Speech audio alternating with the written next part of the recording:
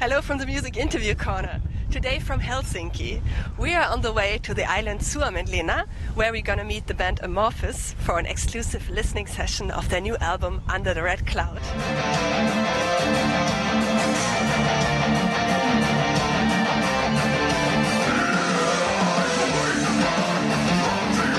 Alright, so welcome to this listening session for the new Amorphis album. I am Jens Bogren and I'm the producer of this album. I'm called the Slave Driver. We worked very hard on this album. It's an album that contains a lot of layers and a lot of details. We've been working really hard on this. And I guess everyone says this, but it's actually true.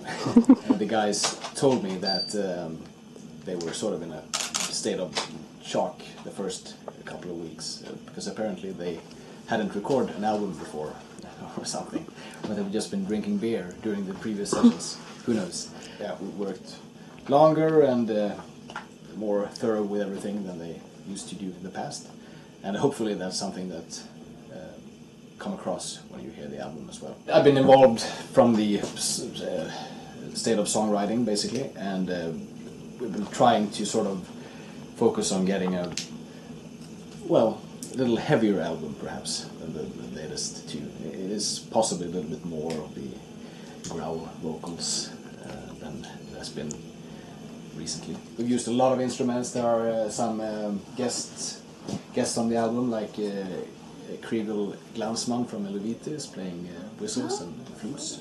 And we have Martin Lopez, ex-Opeth, he's playing some percussion in the album as well.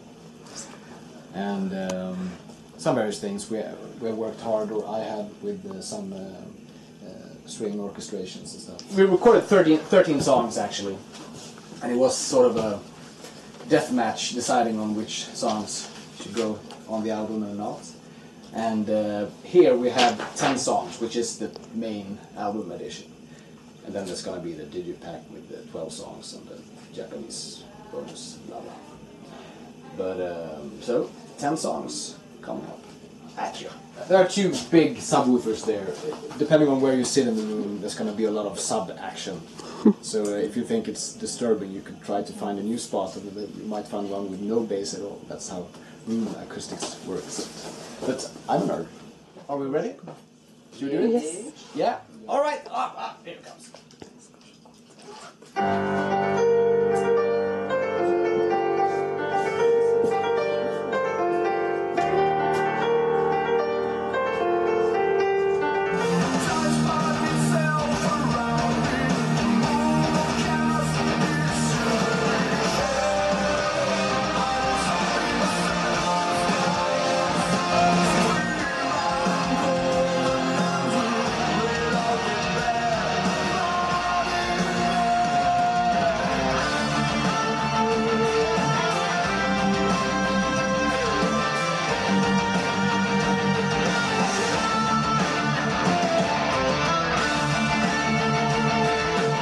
Yeah, it's great. It's been really rainy summer here in Finland, but now it's not. So it's great. Sun is shining, and it seems that people are enjoying their time. So everything's good. Yes, we just got to listen to your new album Under the Red Cloud, and I have to say it's really, really great. Thank you. That's great. I also like it.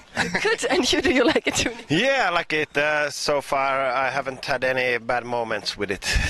That's good. I've been using growls almost in every album, a little bit, but on this album there's lots of this death metal growls, and also some little bit higher growls, screams kind of, and I think that thing makes this album a little bit heavier maybe than the previous one.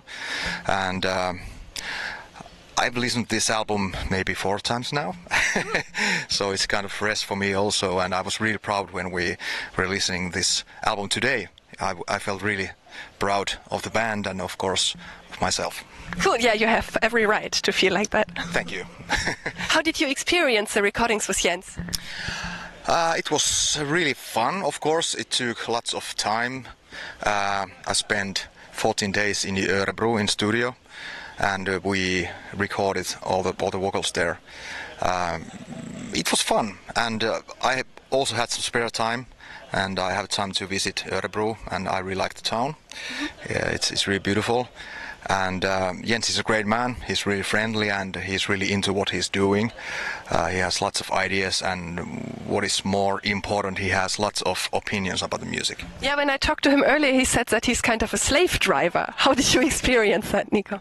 Well, he kind of is, but that's his job. And he's not a slave driver, a slave pusher. but yeah, I think he wants the best out of us, what he can get, and I'm really happy we had a guy like that who will push us to our limit and tell us when it's done. You know, it's the hardest part is to know where you cannot do it any better. So he's the guy who tells us, now it's good. And did any really crazy stuff happen during the recordings? I don't know crazy, but there was lots of beavers in Örebro. Really? Yeah. And I also saw a moose and a fox and what else? Also this robot thing that cut grass, you know. Really an adventure recording? Yeah, kind of. And actually I played floorball, you know, floorball, the sport. I've heard about that, but that's typical Finnish, right? Almost Swedish. Yeah, actually it's more Swedish, I think. And I had a chance to play with Jens floorball. That's great also. And do you have a favorite song on the album? Favorite song? Well, Death of a King has been my first favorite, but there is so many. I think all of them are my favorites now. I really love Bad Blood. Bad Blood? Yes. Okay. I also like it. It's really catchy. But at this moment, I think the last song number 10, is my favorite one, because there's so many elements on that, and also this really beautiful female vocals on the song, and it's really atmospheric song. So that's my favorite at the moment. Amorphis has a big birthday. It's 25 years now. But you were both not in Amorphis from the beginning, right? No. I've been only 10 years in the band. For you, it's 15 years, I think, in Amorphis. Yeah. When you both joined the band, Amorphis was already a quite big band and kind of famous. What did you think about the band before you became a member?